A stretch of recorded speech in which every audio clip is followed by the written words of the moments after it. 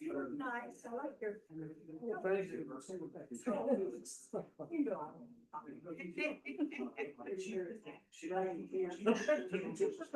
I look okay. I won't do it. As long as it's okay. Fasting, okay. Okay.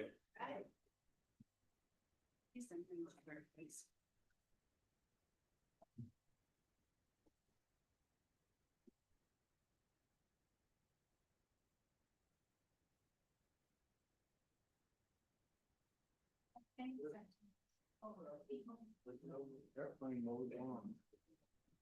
Yeah. Yeah, they're training on the planet. Just saw a picture of them today. One time, for Zoom for $5, and they were running their sliding in. But they weren't talking everything.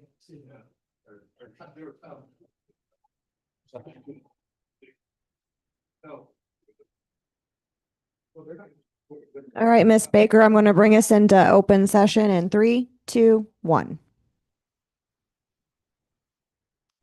Evening. I'd like to welcome you to the regular meeting of the Wairika City Council for February 3rd, 2026.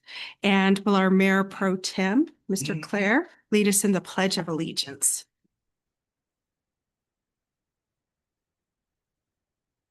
Pledge allegiance to the flag of the United States of America and to the republic for which it stands, one nation, under God, indivisible, with liberty and justice for all.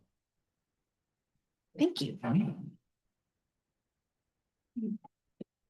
This evening, the City Council met in closed session and we adjourned at 6:12 p.m. with no reportable action taken. Will the clerk please take the roll? Good evening, Wairika City Council. Please let me know you are in attendance by saying aye. Councilmember Davis. Hi. Councilmember McCoy. Aye. Councilmember Middleton. Aye. Councilmember Clare. Aye. And Councilmember Baker. Aye. Thank you. All right. Approval of the agenda. What are the wishes of the council? This is Councilman McCoy, so moved. Councilmember Clare, I will second. I have a motion from Councilmember McCoy, second from Mayor Pro Tem Clare to approve the agenda. All those in favor, please signify by saying yes. Yes. Yes. Yes. Yes. Motion passes unanimously. Item 7, presentations. This evening, we have Joan Favreau from the Red Scarf Society, and we're very excited to see you. And just as a reminder, we limit our public presentations to 10 minutes. So you're on. Okay, thank you. Yeah. Let me set my timer. I may have to skip some of this.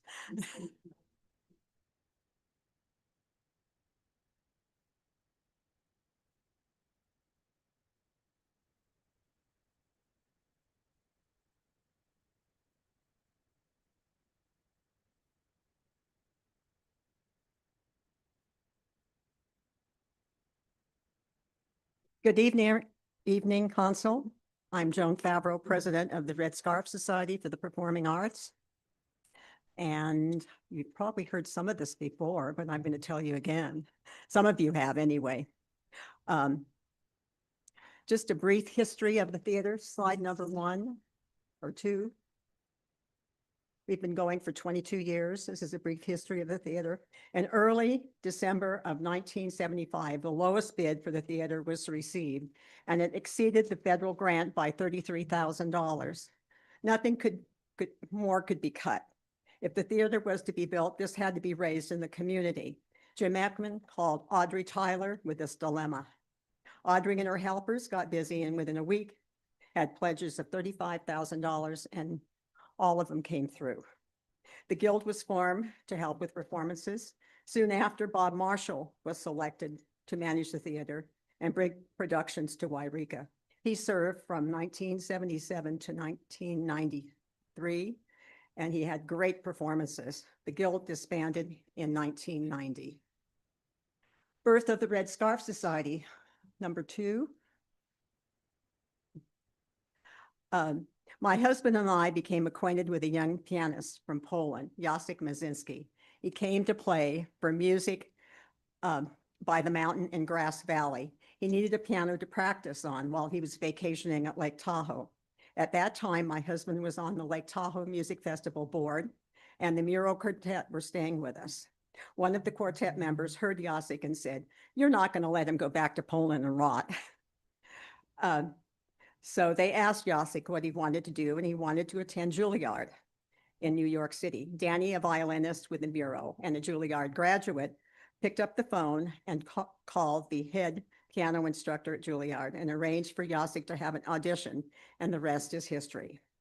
His first semester, he came to Wairika to have Christmas with us. Friends wanted to hear him play. We had to have a benefit project. So with 2 recitals, we had enough money to restore the 1942 Baldwin Model E piano at the theater that was given to the city when the Community Concert Association folded. After members of the community came to us and wanted music programs in the theater, thus the formation of the Red Scarf. Next slide, please. Mission statement. Red Scarf is a 501(c) nonprofit organization that is completely volunteer. Our mission is to enhance the culture, life, and promote the performing arts in the communities of Siskiyou County, to serve as a support group for the Wairika Community Theater, which is owned by the city of Wairika, and to provide educational and music outreach to the students of Siskiyou County. Red Scarf gives 6 concerts a year in the community. They vary all kinds of music. The community has been supportive of Red Scarf. Ticket sales only account for a small portion of our expenses. We very much appreciate our volunteers, our donors, our concert sponsors, our season sponsors, and our concert attendees. Without them, we could not exist. Wairika is lucky to have a theater. Most performers marvel at such a small town having an event center. It must be kept up and it must be used. Also, Wairika is lucky to have a great music instruction in the schools. Other schools are less fortunate, so Red Scarf brings musicians to schools throughout the county, from Doris to Happy Camp, from Dunsmuir to Hornbrook. Next slide, please. One of the first projects when we formed was to replace the sound system, speakers, and we bought a new sound system, and Steve Leal installed the system. Next slide, please. One of our big projects was the Boulder Project on haiku, Voices of the Siskiyous. Haiku is a Japanese poetic form that consists of 3 lines.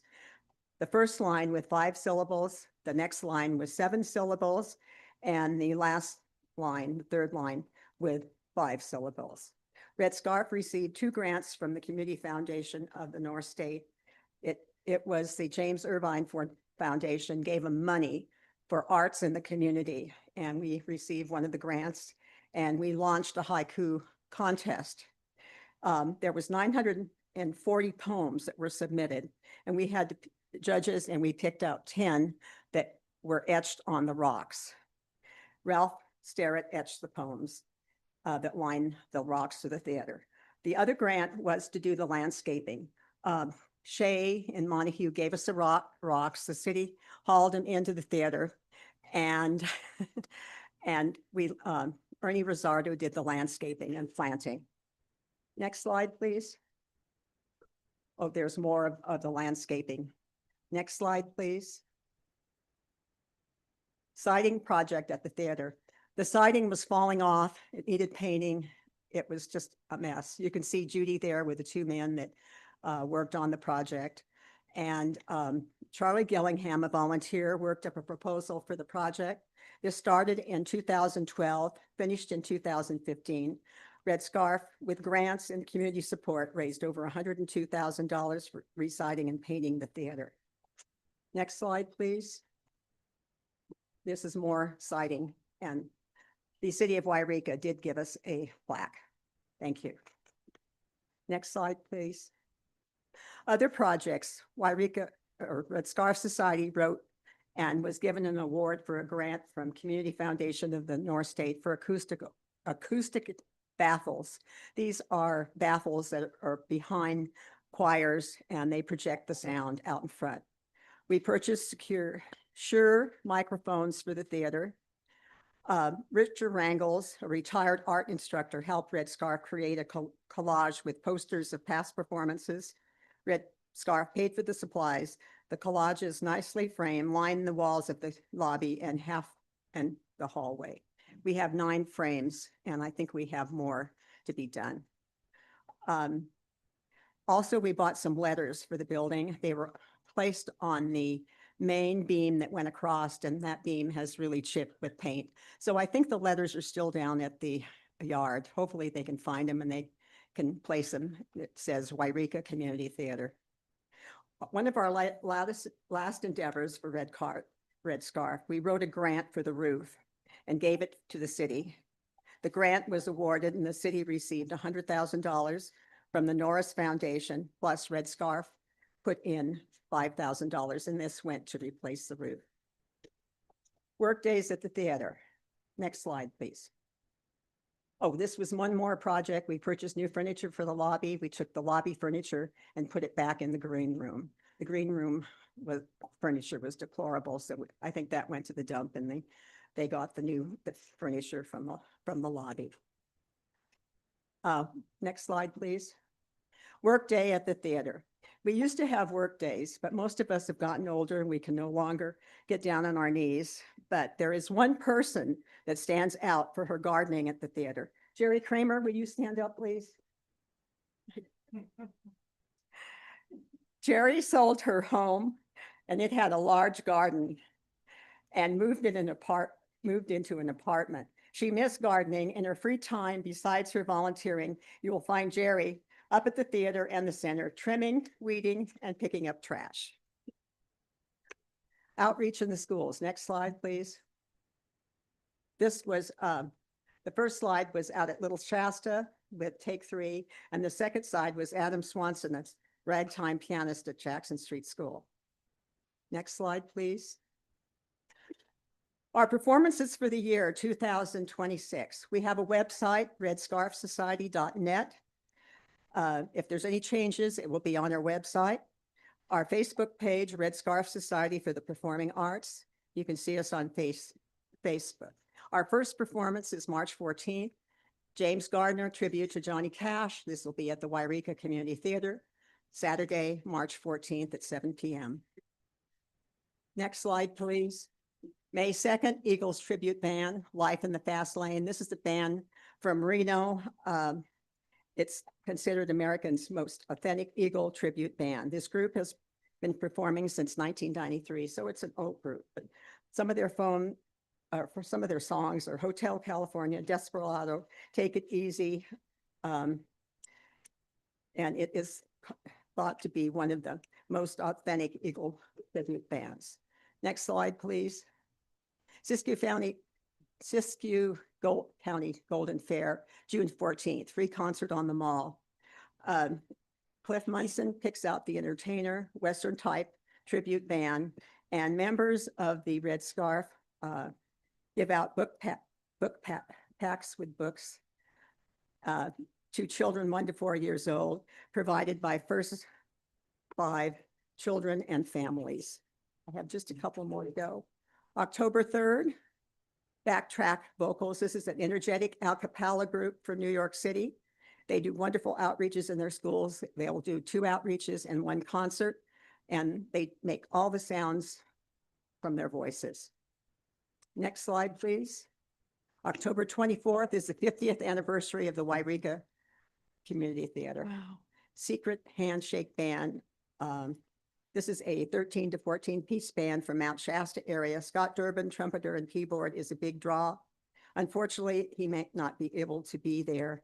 So he's really been a big draw with a concert that he's given at the community theater. Last concert of our series is, next slide, please. November, and this will be November 20th. It will be held at Preservation. It'll be Kinga and Alex. Kinga is a classical violinist. She's been coming to Wairika from New York City for 13 years, and Alex Tutenoff is the artistic director and head piano instructor at Southern Oregon College. And this is a classical concert. And the last few years, we've had a sellout performance. Thank you. Next slide, please.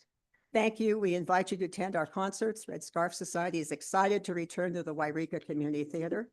Next slide, please. When the world feels like it's breaking, music saves our souls. This is a quote by Bruce Springsteen. Thank you. Thank you so for much. allowing me. Okay. All right. If you have any questions, shoot. And I do have our schedule here. So you,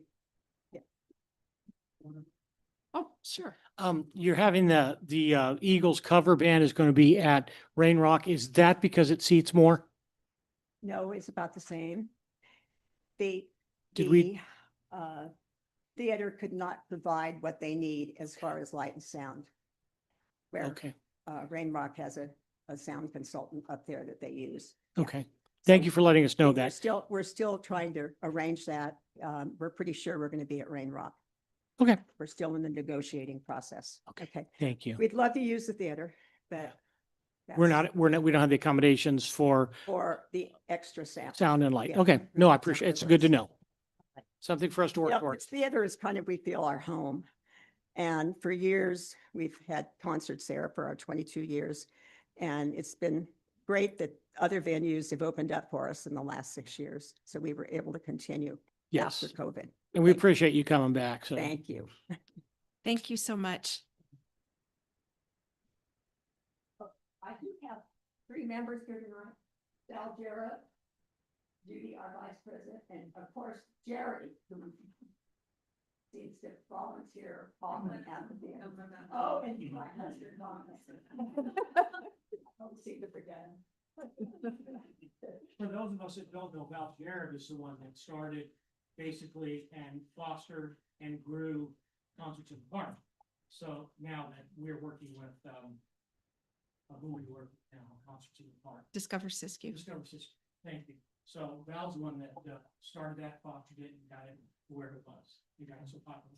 And we're great to have Val on in our group. She's a real great resource. Oh. Well, again, thank you so much for coming out tonight. Item number 8, public comment. Public participation is welcomed and invited at all city council meetings. This time is set aside for residents to address the city council on matters listed on the consent agenda, as well as other items not included on the regular agenda.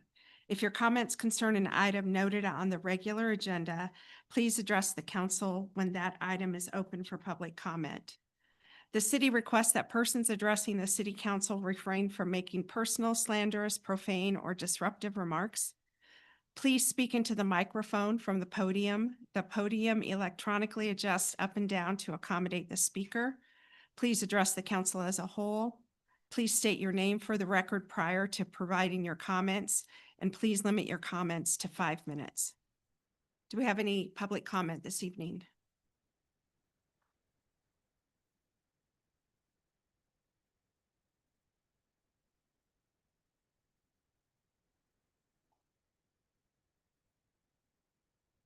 Mariatri.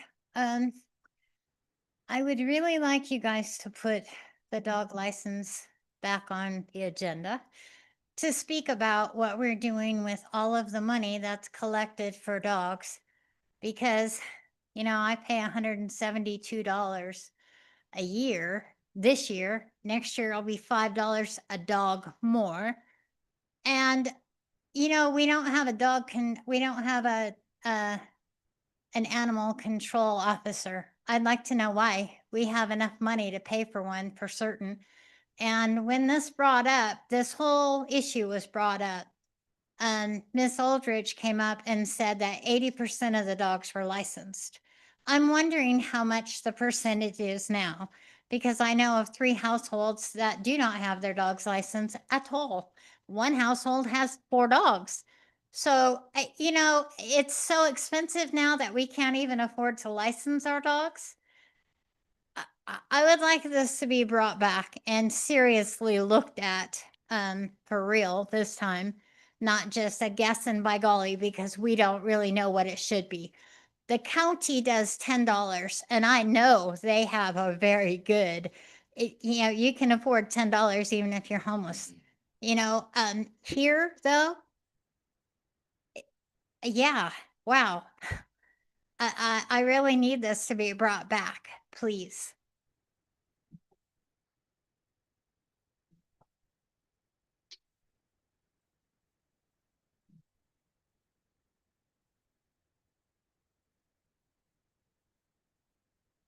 Hi, can you hear me? Can you hear me? My name's Jan Sinnott. I'm the director of Per Angels. Looks like pet night tonight. We have been spaying and neutering feral cats in this community for going on 17 years now.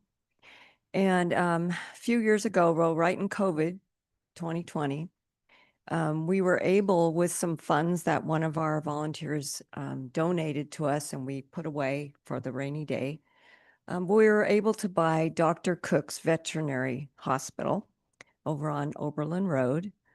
And so that got us out of a crappy building and kind of into another crappy building. So we've done a lot of things to upgrade it and make it nicer. 4 years ago, we contracted with Dr. Harmony McPherson. She's the veterinarian who is in there now 4 days a week. People in this community absolutely love her, and she's a great vet, very caring. And we're trying to do everything we can to make it comfortable for her to stay in that building. She's in Mount Shasta. Her staff mostly is from Mount Shasta. They would love to go back to Mount Shasta if a building opens up for them. But we want to do everything we can to keep them here, and we really need their service. So as the owners of this building, there is a dog kennel that's only accessible from the inside. You can't see it at all from the street or anything. Most people don't even know it's there. But this is where they keep their dogs while they're waiting to be seen or after they're seen. And because it is not climate controlled, it can only be used in the spring and in the fall if the weather is cooperating. It's super freezing in the winter, super hot in the summer. Plus, it's made of old chain link that's probably 30 something years old. I don't even know. And it's broken and it has injured some animals. So we kind of put the plea out. We got a generous gift last year and we put that money in away. So it's making some money until we can get the plans together. My husband is a designer and he's been working with this and with the Eastlick engineering, structural engineering. We were here this morning for a meeting with the planners and the inspectors and all that stuff.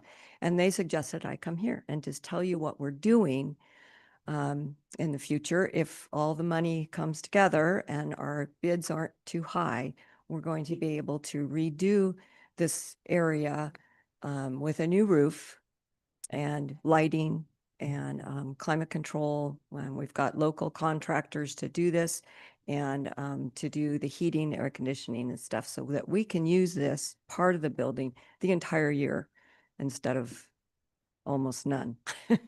So that's a really big thing coming up. And you'll hear from me in the future after all this has taken place. I would like to come back and maybe be on the agenda, give you a presentation of what we do. And of course, we're going to ask you for a discount on the permit fees because we're a nonprofit and we do a lot of work for this city under the radar.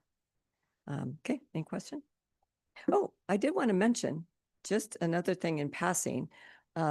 As far as animal control goes that she mentioned, there's a lot of animals being abandoned in this area. I don't know if y'all are aware. Last night, 2 beautiful orange cats were found at the bathrooms on Minor Street Park. Somebody had just dumped them. One of our volunteers picked them up and took them to a foster. I got them into Dr. Essex for spay this morning. The one was ready to deliver 6 babies. They would have been delivered at Minor Street Park, and who knows what would have happened there. Fortunately, somebody did step up to adopt these. That rarely happens, that all these things go together. But it just breaks my heart that almost every day we get phone calls from people who have found abandoned animals. And I wish that there was a way to stop this. It's not just cats, it's dogs. Mostly the cats that are thrown out are pregnant.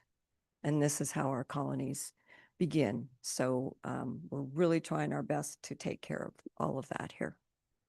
Okay, Thank any you. questions?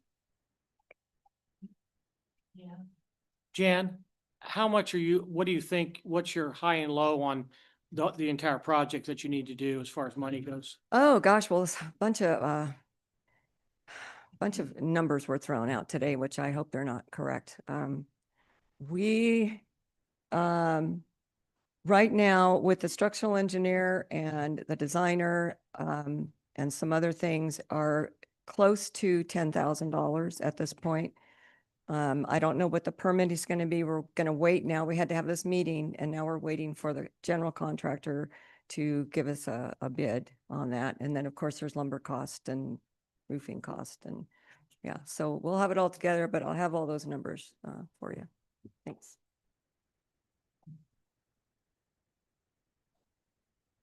Is there any other public comment?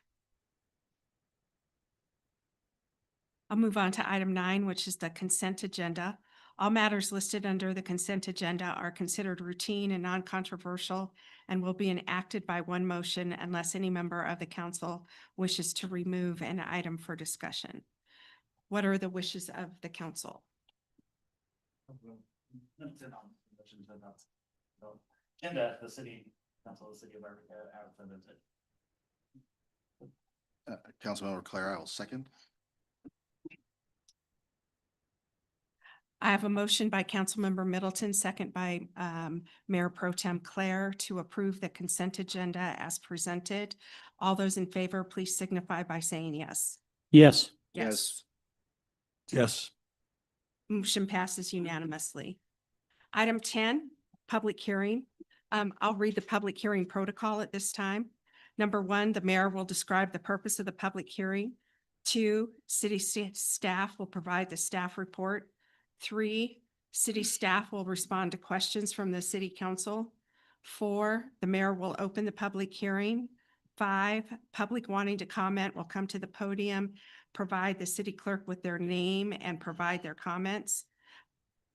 6, the mayor will close the public hearing, and 7, the council will deliberate and act on the item.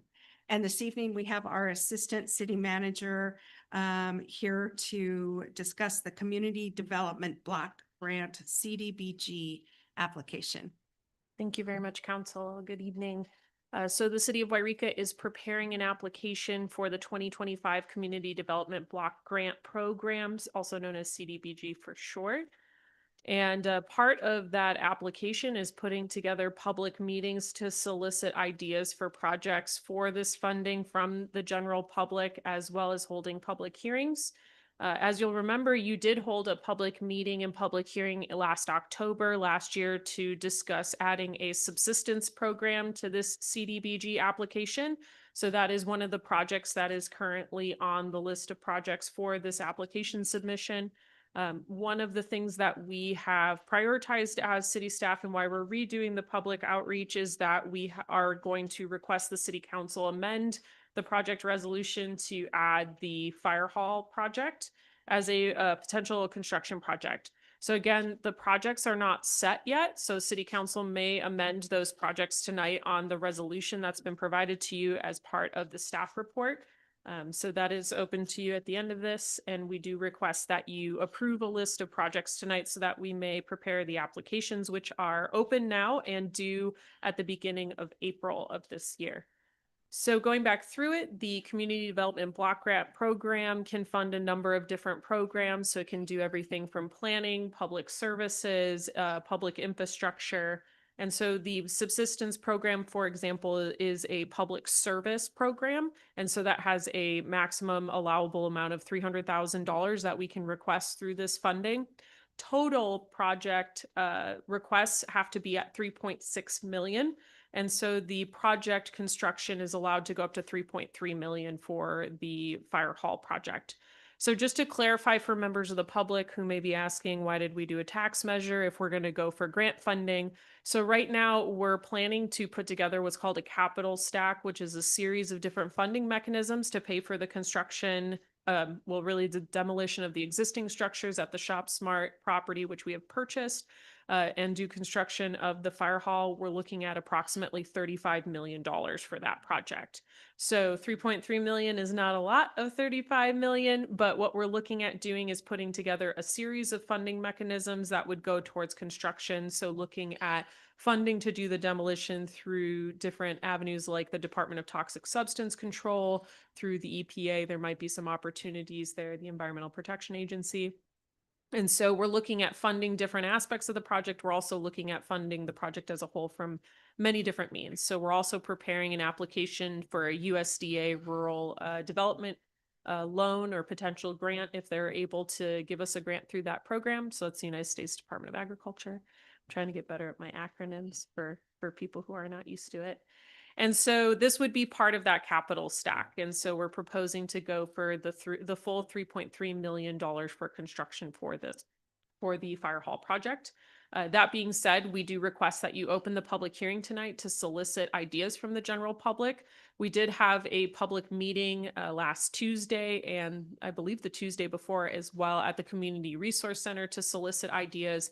We received ideas from the public that include sidewalk repairs, a expanded animal control facility, which unfortunately wouldn't necessarily fall under an eligible category in this grant. But again, we accept all projects at this point for this exercise part of the grant application. We have also received interest in tiny homes, staffing for the food bank, and I did receive an email from an individual who could not make it tonight, who wanted to provide input on reconstructing Ringy Pool or developing a new pool facility, and then also funding a Parks and Rec department. And so the Community Development Block Grant Program is not a suitable program for ongoing salaries or ongoing costs to a department, so I would not recommend those projects to you. But again, construction projects, public services, planning, things like that can be funded through this program. So do you have any questions for me at this point? Are there any questions? Councilmember McCoy? Can you go back over, we'd be applying for A total of 3.6 million, 3.3 to go hopefully to the fire hall. correct? And what would, is the other three, what would the other 0.3 million? So the other $300,000 would go to the subsistence program that you have put on the project list Thank you. previously. Again, you can adjust those as you see fit. Oh, no, you're good. No, you're good. Does anybody else have any questions? So I have a question for you. Yep. Do we have to name specific projects? Yes. Or, okay, so it can't be just a general, we would like money for our infrastructure. Correct. Yes, you do have to be a little bit specific. So for example, if you did want to change the projects list to do a sidewalk program, we would have to provide some, program language of, public infrastructure, sidewalk replacement or construction, and put that together. So we do need a little bit of a descriptive title for the project itself. So part of this is after we decide on the project list tonight, that's when we start putting the applications together. So Brandy from Great Northern Services has been putting together your subsistence program grant application package after you gave that direction in October. And so there is quite a bit more in the background that we do to set up these projects. And so we do need some descriptors to be able to put that project application together. So for example, if you did want to do sidewalks, we would have to put together project maps. We would have to determine where that is within the city that we would prioritize, how we would prioritize that. So that's just tiny bits of what we would have to put together for the project itself. The reason why we are recommending the fire hall is because that project is so flushed out and it's very straightforward in terms of being ready to build.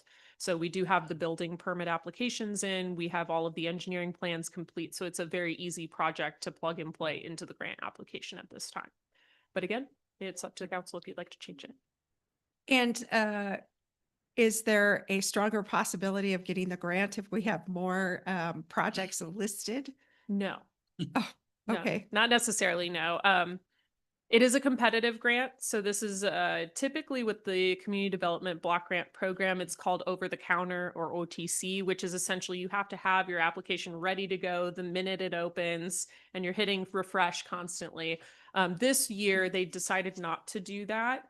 What they did differently this time is it is a competitive grant. So we are competing with the rest of the state of California on these applications. And so you could be funded for one project over another. You could have a partial funding. So they could fund the subsistence program, but not the fire hall, or they could fund both or neither. It depends on how many applications they get, how much funding people are requesting throughout the state within this pot of money, and essentially how good our applications are. Thank you. And can you go over the public's list of projects and give us your opinion on if those projects are suitable for this grant? Sure. So going back over it, I'll go over the ones that are in your packet that have been provided from the public meeting on January 27th and January 13th. So we have downtown sidewalk repair, which I have seen CDBG programming used for sidewalk repair. Animal shelter expansion. I did take a look at the application and I don't believe it would be a competitive project, but we can always ask. They do have a fun other category that you can apply for. But again, that's just my professional recommendation or opinion on that. There was requests for homeless services and mental health support, either an expansion of the base camp facility or other outreach services. Those are eligible programs within CDBG, either under public services. Expansion of the base camp, I don't think would be possible with this application because you would need to have site control, or the county would have to have site control and that facility is rented. So I think you'd have a difficult time producing a competitive application for that option at this point. The Wairika Food Bank support, again, is with long-term staff funding. The Community Development Block Grant Program is not a suitable program for long-term staffing. Tiny home infrastructure and purchase. Oh, I do apologize. Those bullet points got repeated under that one. We did have a gentleman come in who is working on a tiny home ordinance in Mount Shasta in other jurisdictions, and he talked about needing funding for the hookups infrastructure for tiny homes to do a tiny home village or some kind of tiny home, like mobile home park type thing. That one, it can go to that type of infrastructure and for even the potential construction of housing units. I don't believe that movable tiny homes would necessarily count because we have to look at essentially we do a cost benefit analysis of construction in terms of for like housing. We have to make sure that the cost to produce that housing can be recouped and there's an overall positive benefit for the community at large. And it's really hard to do that with small scale homes. You typically can't get the price per square foot to work through some of the requirements that are in the application for that to work out. But that's not necessarily out of the realm of possibilities. We can look into doing that if that's the project you would like to do. And additionally, the Ringy Pool reconstruction would be an eligible construction project under CDBG. You do see a lot of parks and recreation facilities funded under it. And again, with the development of a parks and recreation department, as much as I would love to do that for the city, CDBG would probably not be an adequate funding mechanism for that. You have to think of it as initial injection of funds. It's not going to be a consistent thing you can rely upon over year after year. Additionally, CDBG is competitive and they do look at how you used past funding. And so just to put that out there, the last time we received CDBG funding was during the COVID pandemic. So we participated in 2 countywide programs that assisted low and moderate income households. One was the fresh and frozen produce and protein program, and the other was a subsistence payment program that consisted of rental or mortgage payments and utility payments for those affected by COVID. Those were the last times we have been awarded through the CDBG program. So, does that answer your question? It does. And I have a question about the tiny homes. You said it was a gentleman from Mount Shasta. Is Yes. he looking for a project in Mount Shasta or Wairika? He was not clear. He was not clear, but he did throw it out there as like what he would want as a member of the public. So when they talk about public participation, it is not just held to the city of Wairika. So people participating either in this public hearing or the public meetings that we host at the Community Resource Center for this cycle, anyone is allowed to come. It doesn't define public as being a resident or a business of the city of Wairika. Thank you. Yep. Can I add something, Madam Mayor? Absolutely. I just wanted to remind us all too, that on the sidewalks, we've discussed this at length in my 7 years on the council and prior to my 7 years on the council and my 10 or 12 years on planning commission, and sidewalks going back to Roman times in the 1100s, sidewalks have always been, they're not under municipal, oversight. They are the property owner's responsibility. Some people disagree with that, but that's the way it's been. Historically speaking, I think Peter O'Brien, when he was chairman of the historic, or of the planning commission, pointed that out at one point in time. I know that when we go to do as a citizen of Wairika, when we go to do a remodel or something like that, we pay for our own sidewalks to be upgraded, or if you're in a sidewalk exempt area, you pay a certain amount for that. But I was going to say in newer construction, it would be for the, it would be up to the developer. But I appreciate that somebody put that down there, and we have talked a lot about that, but I don't see that as something that the city is going to be spending money on. I mean, we've had people on Minor Street that have spruced up their storefronts and they have put in new sidewalks. And I know it's an added expense, but again, historically speaking, it goes back to Roman times, and that's what I've lived in 3 or 4 places in California, small cities and large cities, and it's always been that way. So I'm sorry, I just want to throw that out. Thank you. I do appreciate somebody saying it. Be nice if we could, but. Any other questions? All right, thank you so much. I will go ahead at this and open the public hearing at this time and open it for public comment for the public to come forward to give us ideas, programs for the CDBG grant application.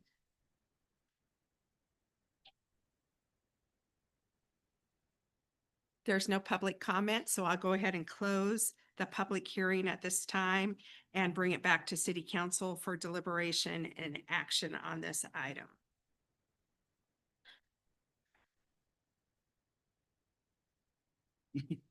Councilmember Middleton? I'll just go with a comment, I guess. So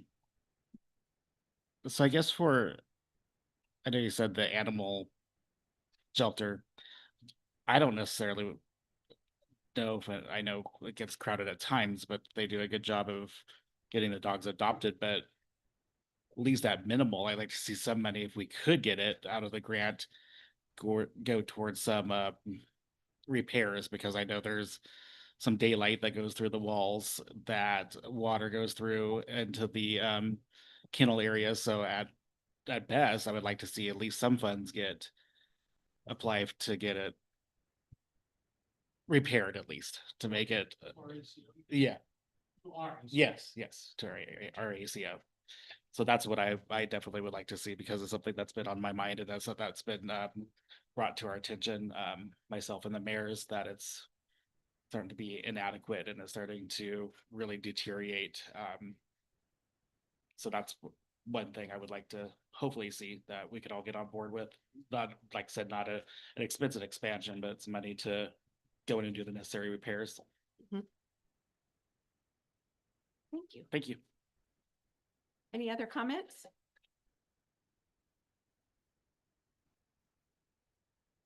I'll make one, and I think that if they're going to look at it based on need, I think that a fire hall, we have a fire hall that's 96 years old. The average fire hall in California, our insurance wants to be less than 40 years. 40 is the tops. It hasn't been remodeled in 46 years, Jerry. We haven't done a remodel in it probably. I mean, we spent a lot of money on it, but not, we haven't done a remodel in 46 years. I think that the fire hall for our public, it does, even with the 1% sales tax, the fire hall is getting that demolished and getting everything ready to go over there, and the land prepped, and and the egress and ingress for the engines and the large equipment is probably the most competitive thing that we really, really want. If the state's going to look at it and, if somebody's going to look at it and go, well, this is really a good thing. A pool is too, but this is basic living. This is what we promise our citizens will do. We'll keep them safe, and we will respond to their health concerns. So.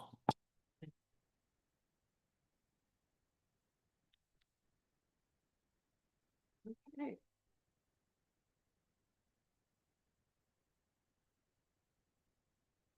So what are the wishes of the council?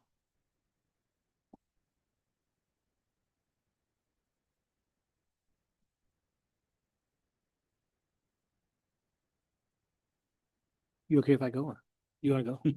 Okay. This is Councilman McCoy. I would like to make, I would like to, oh,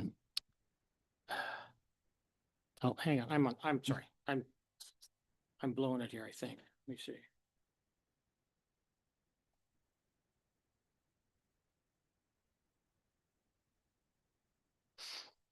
I'm going to just say this. I don't know if this is enough for you, Ms. Lucchese. I'm going to make the motion to approve resolution 2026-08 of the City Council of the City of Wairika, approving an application for funding and the execution of a grant agreement and any amendments thereto from the 2025 funding year of the state CDBG program based on what you have brought us today.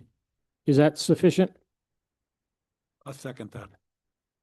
All right. And Mr. Jared, do I have you on the line?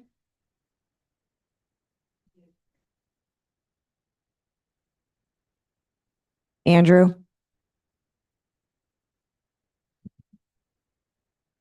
There he is. Hi there. Hi. Trying to find my unmute button.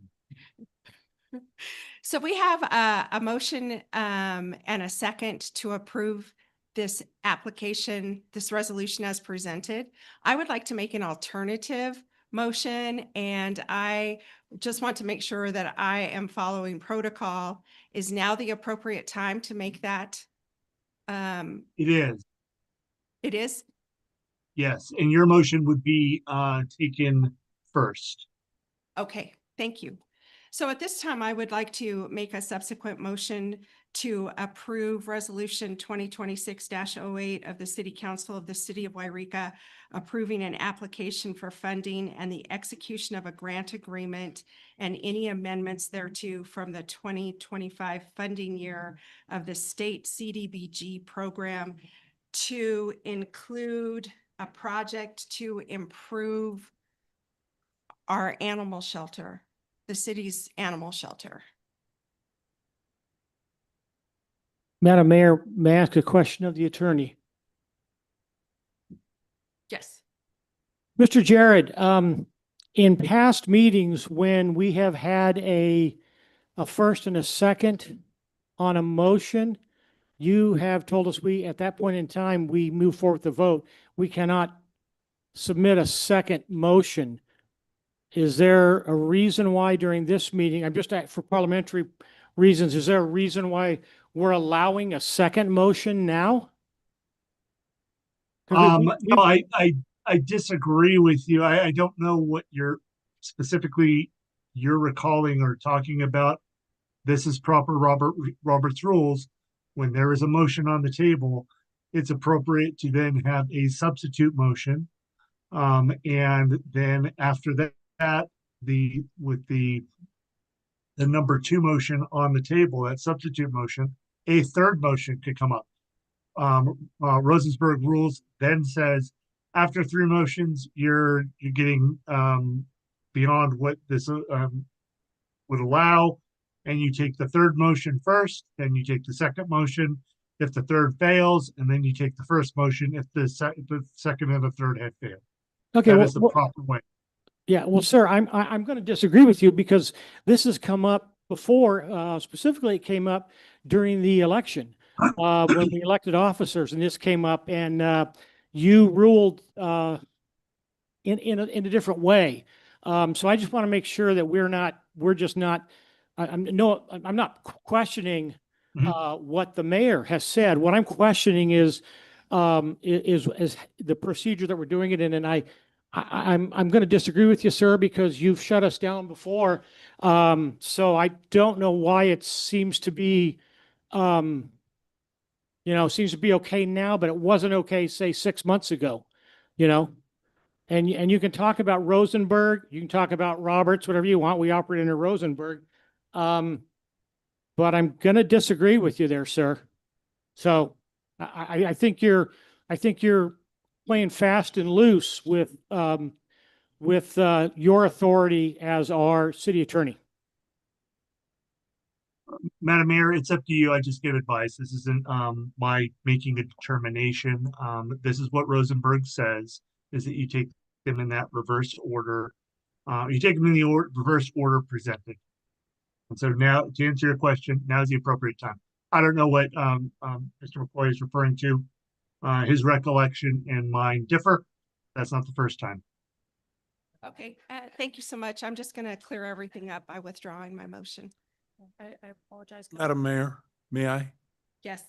I think it's completely appropriate to amend a motion when it is in this situation. So if you want to amend Mr. McCoy and my motion, you just say, I'd like to amend that motion, and we vote on that amendment, and that would add to that motion that we have. Madam Mayor, no, since the motion has been seconded, what is now is the call for the vote. So I'm going to go ahead and call. And with all due respect, I mean, I'm just saying he could go back if he wants and look at the tapes of when he's done this to us as a Mr. council. McCoy? And that's I believe you can do exactly what I said. You can amend an emotion when it's on the floor. And this one is still on the floor.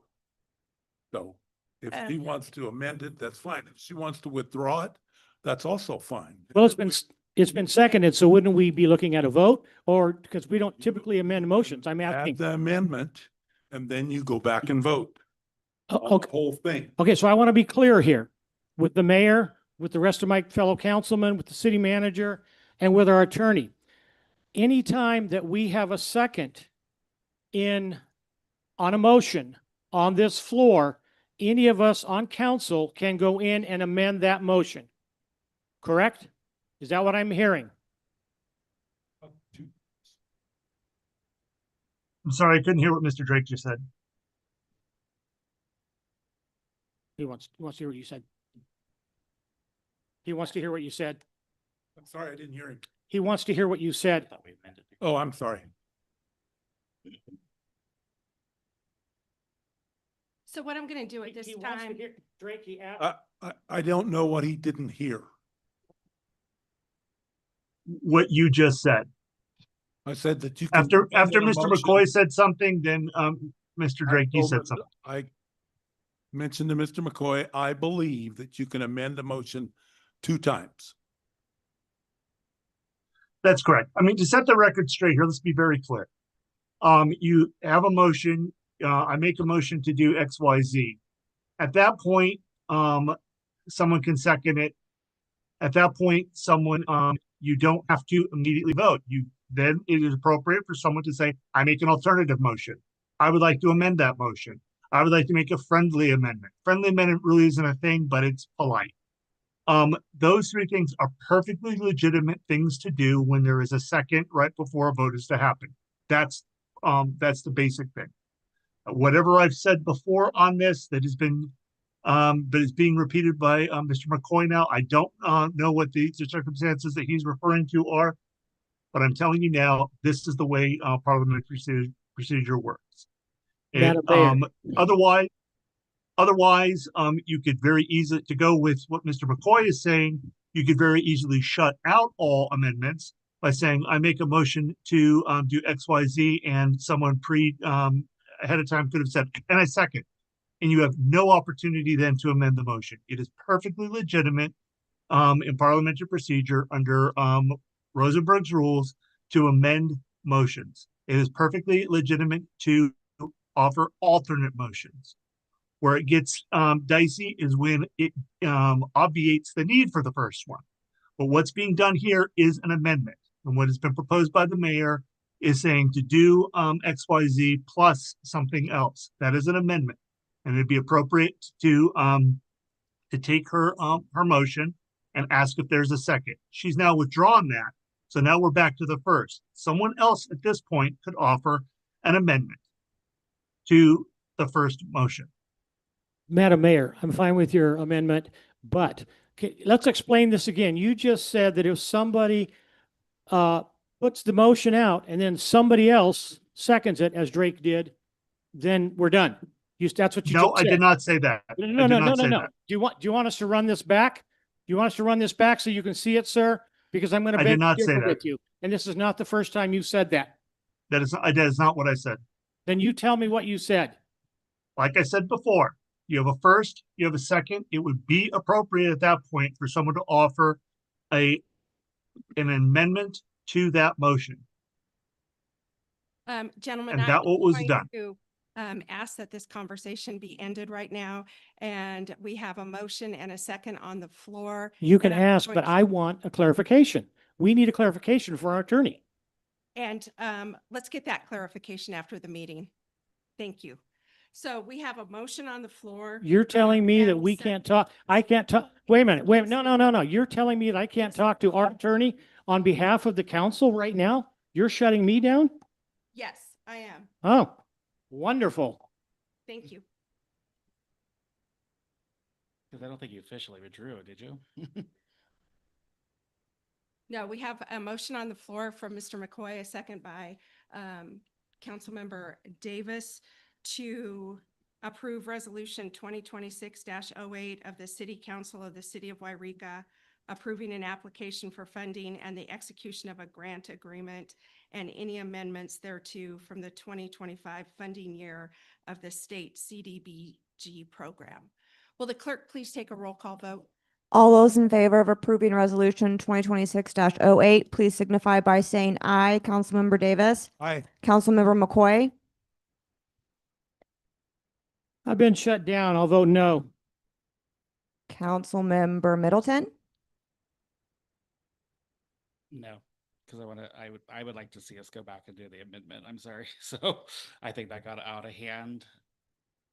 And I wanted to have clarification because she said, because I think Ms. Lakisi, I'm sorry, I'm going on, said that recommendation, she was taking notes. So I don't know if she goes and makes the changes. That was explained to us. It all got out of control that if she says that that's what our requests are, if she can add that with approval. Yeah. So I'm just totally confused. So apologies. So the resolution that's presented to you tonight has your subsistence program that you had put on the project list in October. There's a general administration subline for that, which is part of that program. And then it is the fire hall as a project. That being said, I apologize for not going through the notice of funding availability in depth, but you are only allowed one project. So you can have one project and like two public services or planning, but you can't have two projects. So if you did want to do that amendment, you would have to take off the fire hall. Okay. So I apologize for not clarifying that earlier. That clears it up because I didn't understand that. So I'm glad I asked. So I'll go back and Councilmember Middleton. I'll go back and say a yes. Okay. Councilmember Clerk. Yes. Councilmember Baker. Yes. Thank you. The motion passes.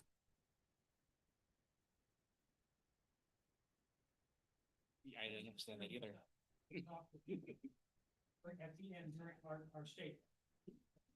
Yes, if you would like to. Excuse me, I'm Yes. sorry.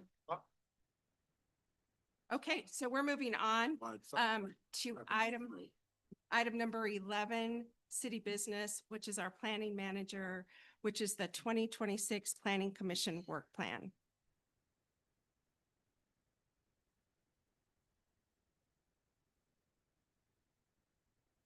Good evening. Mr. Elsnap, could you pass out the work plan? Thank you.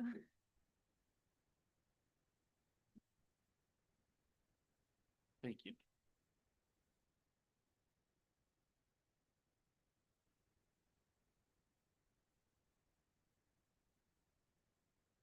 Thank you, Bob.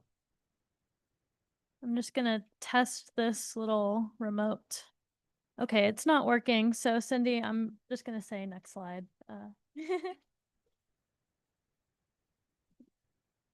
I'll let everyone leave before I get started. That's okay.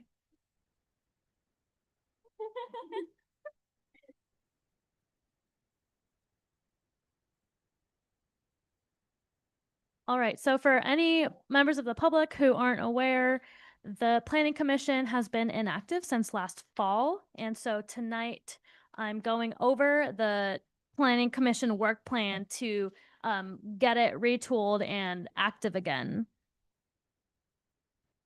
Yeah, this slide. Thank you, Cindy.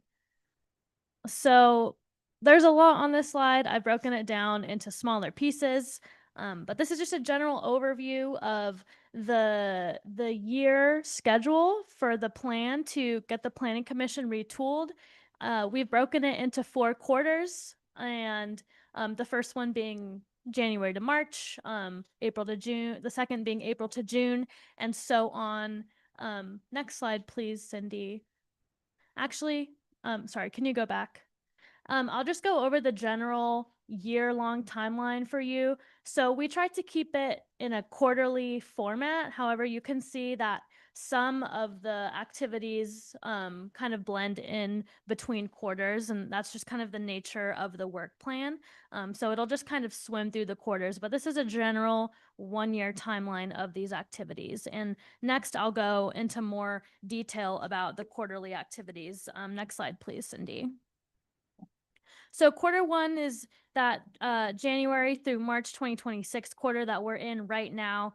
This quarter is heavily focused on research. So what we really want to do is understand the root issues of some of the challenges that are facing the Planning Commission, and doing so through interviews with council members, former planning commissioners, city staff, even taking a look at other cities' planning commissions and talking to their staff, and really, doing a deep dive and seeing what are the challenges and how can we address them, and then coming back to council at the end of the quarter with those results and an explanation of how those results are going to drive the momentum into the following quarters and those work plans, and how the results of the research will drive those next steps. In addition to the planning department working with the finance department to draft a budget. That's our first quarter. Next slide, please, Cindy. Quarter two, you'll see it actually spans January through June. This one is really focused on doing a deep dive into taking a look at what the current internal processes are for Planning Commission in terms of what the recruitment process has looked like in the past and what the interview process has looked like, and seeing if those need to be updated. In addition to the ordinance amendments, the current Planning Commission ordinance is very outdated. So that will be one of the activities during this period, is for the planning manager and the city attorney to draft those updates and present those updates to city council. Next slide, please, Cindy. Quarter three, we're looking at that July through September timeframe. Once again, it kind of blends over into the other quarter. This one is really focused on outreach. So taking the work that we've researched in those first 2 quarters and really developing a strong outreach plan for getting the word out to the public about what is planning commission, will we be recruiting and doing interviews and taking applications, and even doing an informational workshop for the public called "What is a Planning Commission?" Because I think planning commissions and the purpose can be confusing if you're not familiar with it. And in addition to that, we'll be developing trainings for the future planning commissioners, ranging from, what a general plan is, a specific plan, what the Subdivision Map Act is, and more legally focused trainings like the Brown Act and CEQA. Next slide, please, Cindy. And then Q4, towards the end of the year, we'll be actually interviewing and appointing members for the Planning Commission and training them and, providing those resources for them to use and be successful during their tenure as planning commissioners. So next slide, please, Cindy. That's kind of a brief overview of the work plan. I didn't go into detail about the individual tasks because I didn't want to bore everyone, but if you have specific questions about the work plan, any specific activity or task, I'm happy to answer any questions. This is mostly an informational presentation, just letting you know, hey, this is what staff will be doing over the course of the next year, and you can expect to have quarterly updates on the progress of the work plan. So I'll come back in a couple months and let you know how these first couple of items are going. So that concludes my presentation. Do you have any questions for me? Anybody have questions? I just wanted to say thank you for working on this. Planning Commission, I think, is important, and we need to get it back going, and having it updated is important as we've kind of gone behind on a few things. So it's nice to see we can get some opinions from former council or former commissioners and everybody else. So that should be helpful because, like I said, I think it's important that we get it up and running again as soon as we possibly can. So thank you very much. I appreciate it. Absolutely. Thank you. I agree with James. I think that we need to get the planning commission back going. And by looking at, so it looks like we plan on having staff by the end of the year. Yes, that's Okay. the goal. Yes. Good. Any other questions, comments? Okay, all right. I just want to thank you for this comprehensive outline. I appreciate the work that you're putting into it. So at this time, I'll go ahead and open this item up for public comment.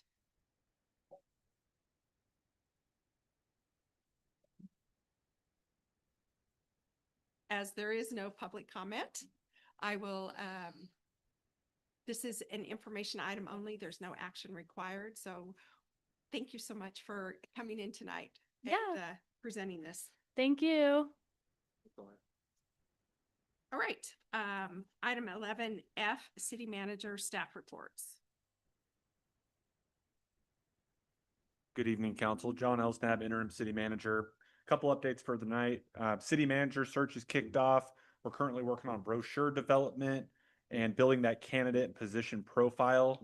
I anticipate applications being open soon for applicants to apply. So I think that's positive. Siskiyou Day Crew did some nice cleanup work at Campus Drive. I just want to say thank you to them. There's a lot left to do, and we are still working on the grant. But in the meantime, they went up there and they got about 20 bags of garbage out of there. Really appreciate what they're doing.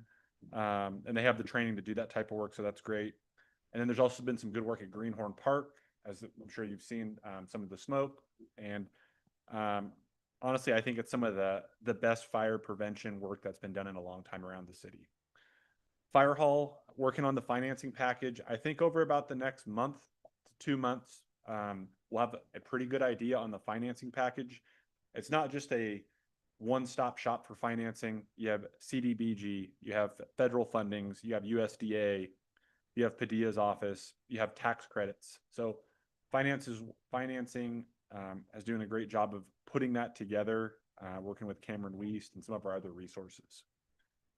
Staffing for Public Works, just got a couple open positions, mostly based off regarding a retirement, and we have a promotional opportunity. So we kind of have a chain reaction of staffing.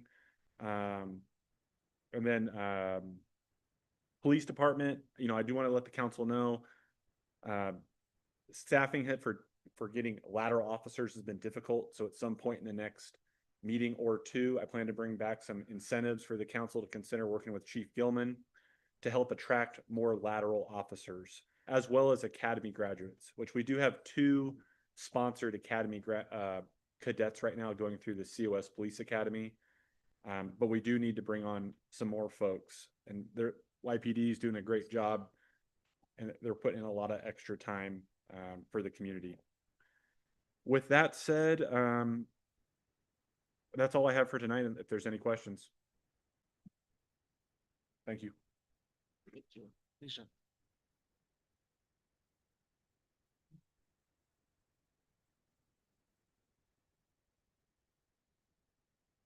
Good evening, council.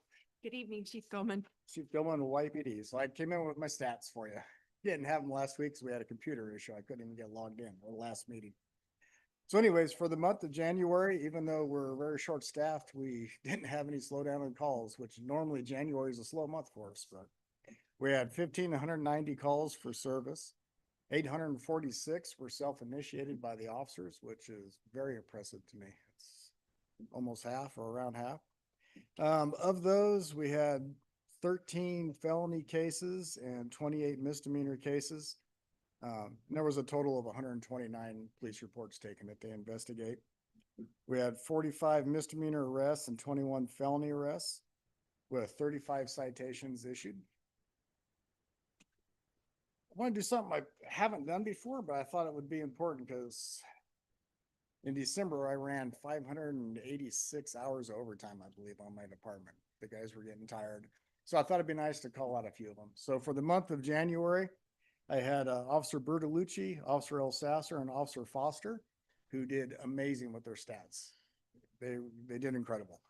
So I just wanted to thank them for their work. They had the highest number of traffic stops, incidents taken, cases, and arrests. And also Sergeant Tygart of my 4 sergeants, his numbers were very impressive. So I thought it'd be nice to call it out. And if you guys see them, you can thank them for their hard work. These stats they can change by month. As some people know, you might be on vacation for 2 weeks, or you might end up on a shift that takes you on a Sunday when someone else is on a Monday. So these numbers will change every month, but I just thought it was important to name those officers that they're doing such a great job. That's all I have to report. Thank you so much. Appreciate. Are there any other staff reports? Good evening, council. I don't really have a report. I just wanted to do a quick reminder that the February 17th city council meeting was canceled when we approved the 2026 calendar. So the next meeting won't be until March 3rd. Thank you. All right. Moving on to mayor, council member reports, statements, and requests. I'm going to go first this evening. And Councilmember McCoy, I would like to offer my apologies to you for not being more on top of procedures tonight. And I apologize for bringing us back to the question when you were in the middle of making a statement. And I just want to offer my apology to you for that, as well as to members of the public for not handling that more professionally. So with that being said, last week I attended a C2C meeting, which is the Collier Interpretive and Information Center meeting, and our funding is non-existent. So the center has closed, and the chairman of C2C Rennie Cleland has requested the opportunity to come and make a presentation to the city council. So if we could get that scheduled sometime in March or April, I would appreciate that. And then I also had the opportunity to meet with Zach last week, and I can't think of Zach's last name right now, but he is working on a transitional housing project for the homeless. And I think that it's very exciting because he has closed escrow on a piece of property for his project and is hoping to have a prototype home built soon for all of us to take a look at. So I'm really excited about this project. And I believe that all of you have had the opportunity to meet Zach or speak with him on the phone. I'm pretty sure. What a dynamic go-getter. I just am really appreciative of his talent and his enthusiasm. And I am just, what's that? Clark? Yep. Thank you, Zach Clark. And, I just think for a city of our size, we really are front runners and offering services to the homeless. And this is just going to be one more step in transitioning homeless into homes and work. So I'm very excited about that project. And that's all I have this evening, except that this is February, Valentine's Day. And I just want to encourage all of us here this month to practice random acts of kindness. So with that, Mr. Davis? Well, I don't have any buildings for the homeless, but I do have a fire safe council report. How will that do? Okay. It seems like CAL FIRE is doing some burning, and the Forest Service is in the process of burning when the weather is better. And the Wairika Fire Department is using the new fire station area for training, and they like it. Gives them a lot more space than they have got now. And that was discussed.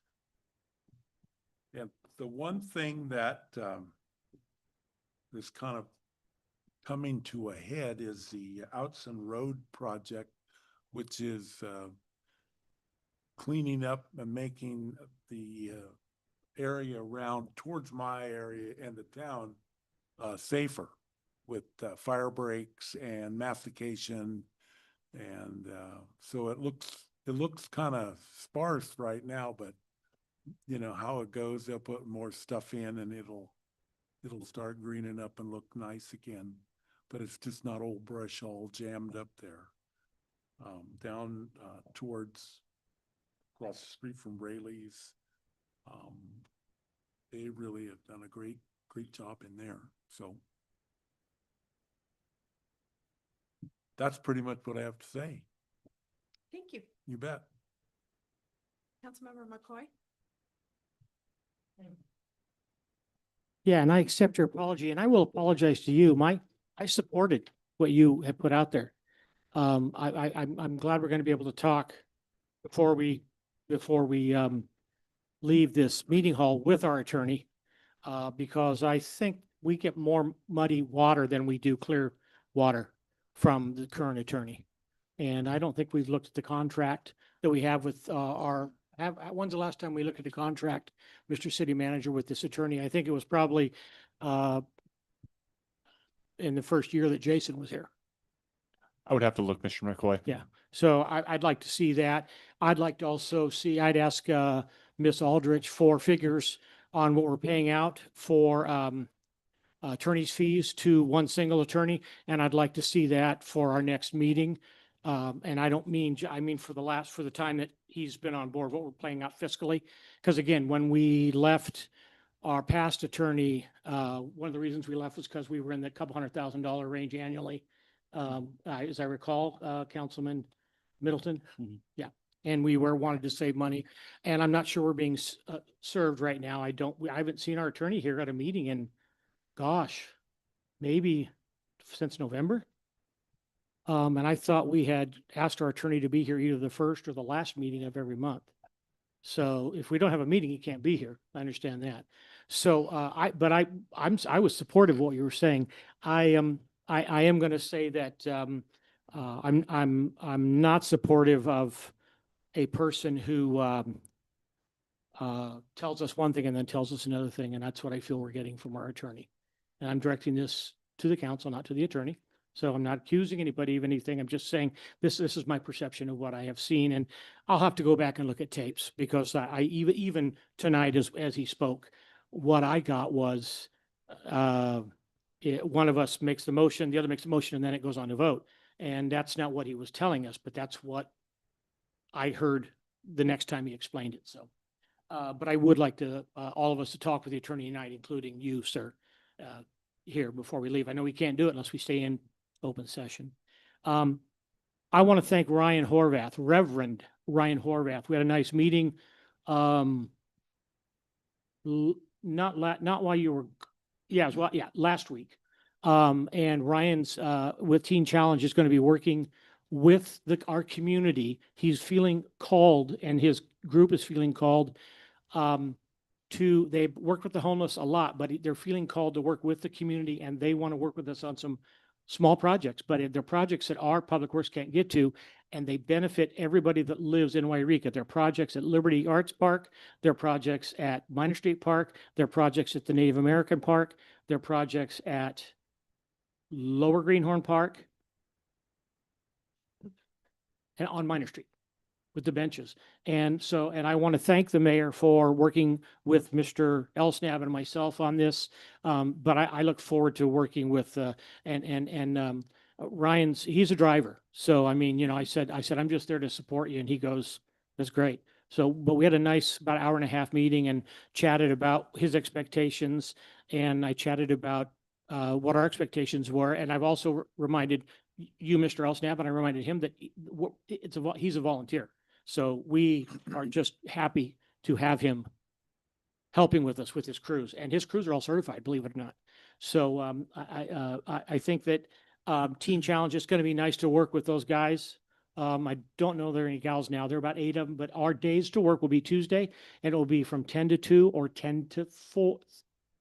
10 to 2 or 10 to 4. That depends on the number of hours. We're not the only project that these gentlemen work on.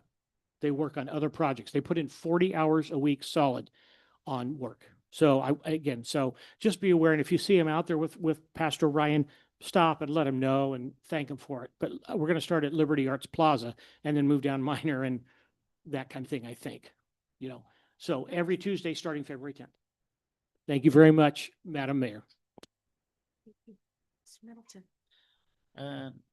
Nothing to report, just tomorrow we have the COC meeting, so I'll be attending that, but nothing else. Thank you. Thank you.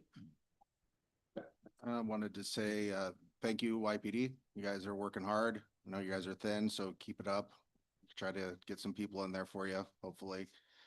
Thank you for the crews that are doing the fires, the prescribed fires, the burns, the cleaning up of everything for the fuel breaks. Obviously, with the snow or lack thereof this year, things could get kind of a little rough. So everything we can do to kind of protect us more is better, obviously. And yep, I've talked with Mr. Elsnab about Teen Challenge and projects as well and some of the opportunities. And it's gonna be really great to have little things done that'll help beautify the city and gives, so I appreciate what they're doing as well. And if you guys get your water bill, the Citizen of the Year ballots are in there. They should be. They should tell you how to go about voting, where you can drop them off at, or you can do them online, and it should have all your information in there. So have a good night. Thank you. Thank you. Mr. Jared?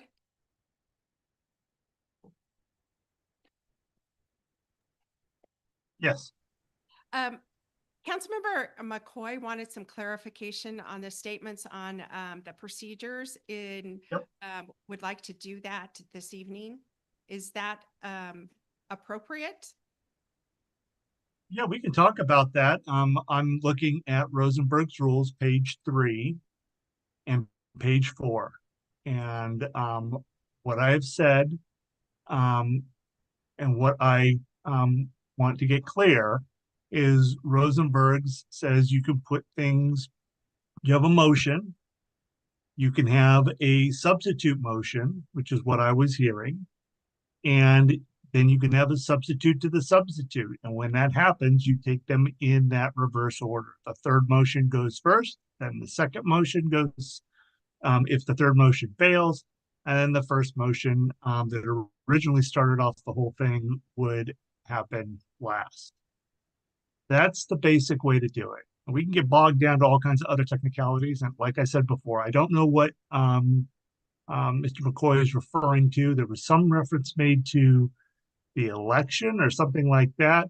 Rules are slightly different when dealing with the nominations for taking leadership and other roles. But we weren't dealing with that right now. What we're dealing with right now are motions that are on the table and proposing motions, and that's the way to do it. When you get beyond 3 motions, it gets real unwieldy. But the chair can elect to take even a 4th. I think what's important here is that there was a motion, there was a first, and as I was pointing out, if you were to have a rule that said when you have a motion and a second, and then that closes it, nope, we need to take a vote on that. That forecloses all opportunity when someone makes a quick second to have a substitute motion.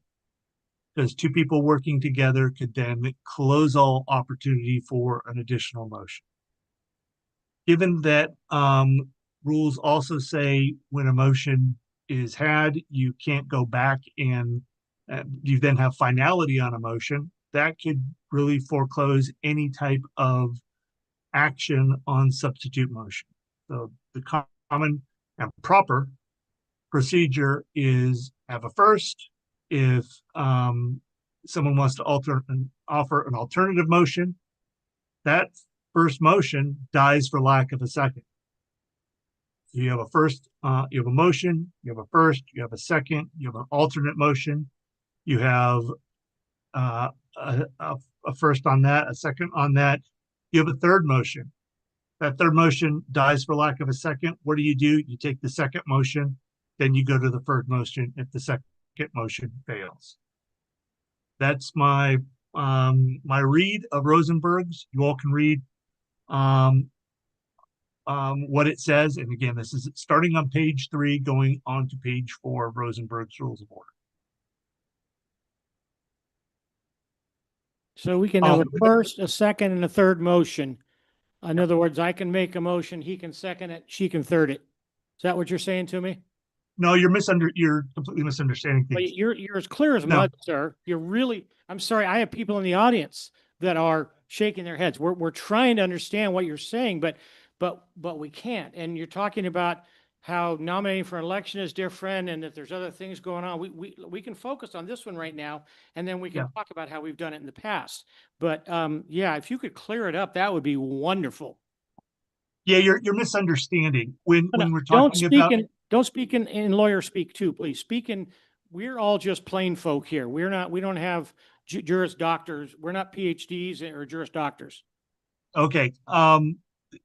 It sounded like you were getting confused on the word first, second, and third. When you make a motion, you need to make the motion. That's often called a first on the motion. Then in order for that motion to go on, it needs a second. Then the motion is ripe to be voted on. Which we did. Here. James, there's no such thing as a third to a motion. That's being cute, and that's being kind of comical in the meeting. And people often say that I third it, I fourth it, I fifth it, and it's a big joke. But in proper procedure, you state a motion, you get a second to that motion, and the motion is ripe to be voted on. Rosenberg's then says you can have an alternate motion or a substitute motion. And at that point, you have to have, that motion needs to get right. And what does it require?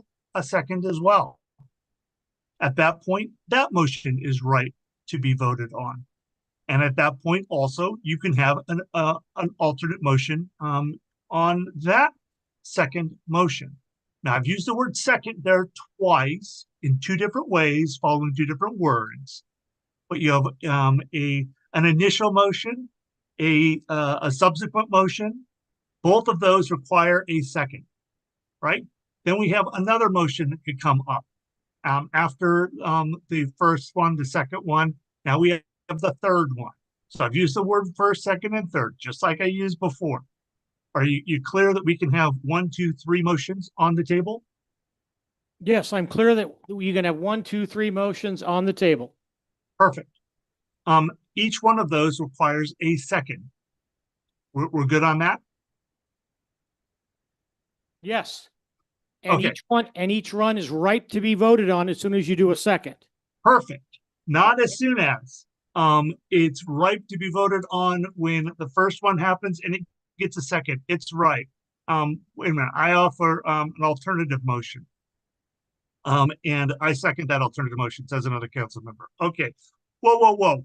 I offer a substitute to the subsequent motion, which I don't want to confuse anybody's ideas here. It's number 1, number 2. It's second in order, but I don't want to use the word second and confuse you.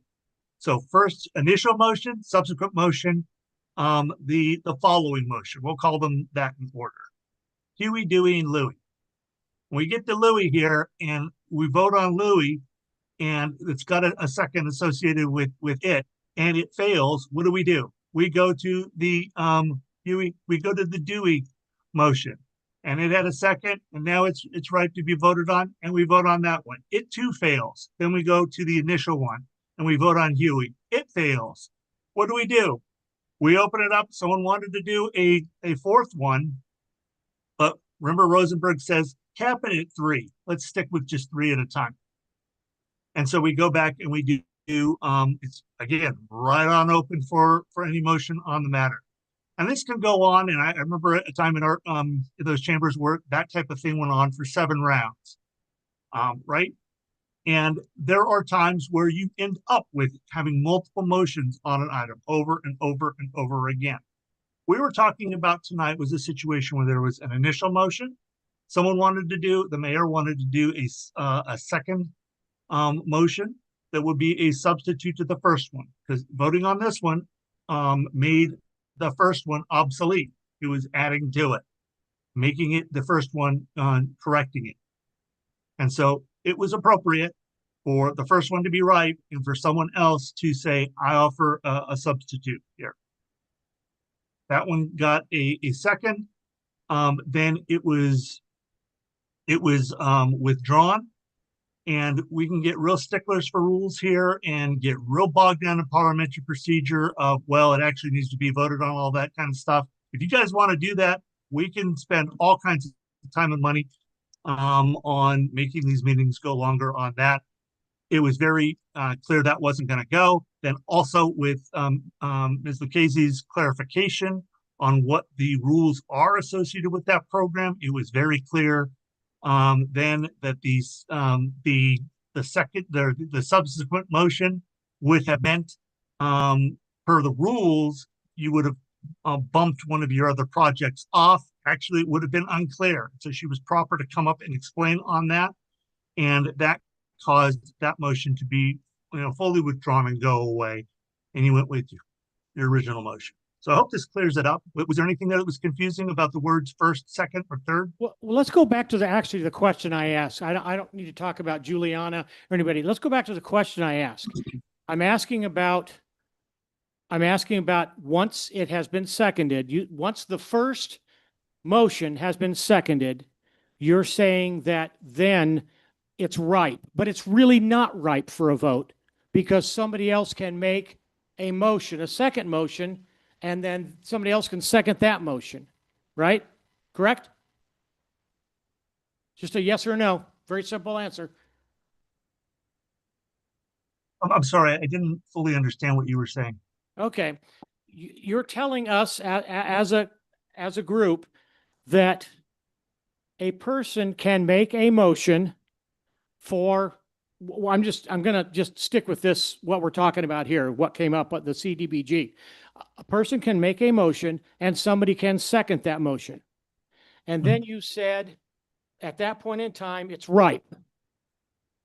Meaning we could To be vote on it. voted on. Yeah, that's right. Okay, but then it's really not ripe, is it? Because you said somebody else can come in and make a first motion on a second idea, and somebody else can second that motion, and then we have another motion on the floor. Correct? Correct. And then it's ripe, but it's not really ripe. Then somebody else, a third person, can come in and make a motion, and somebody else can come in and second that motion. And then that third set of motions that came into play, that's the one that's really ripe. That's what you're telling me. That's the one that's taken in order. When I say ripe, No. When you say ripe, you're saying Yeah. it's ready to be voted on, sir. no. Ripe means can be voted on.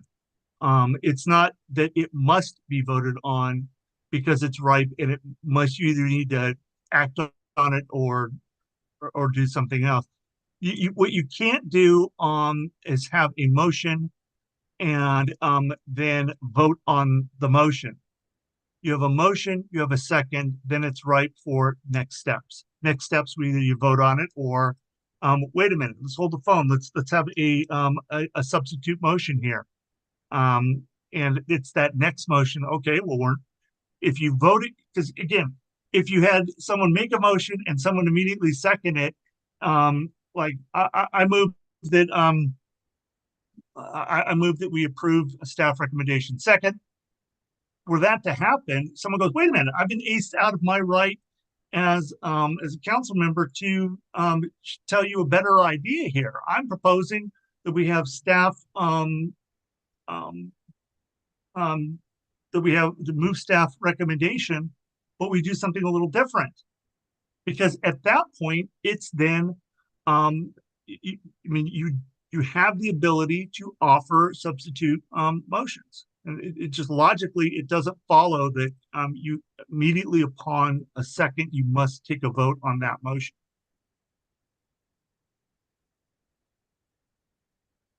Okay. And so, and apparently I've just not seen it with this council or in any of the 7 years I've been on. We don't typically go, we have a motion and it goes and it either goes to, it fails or it passes.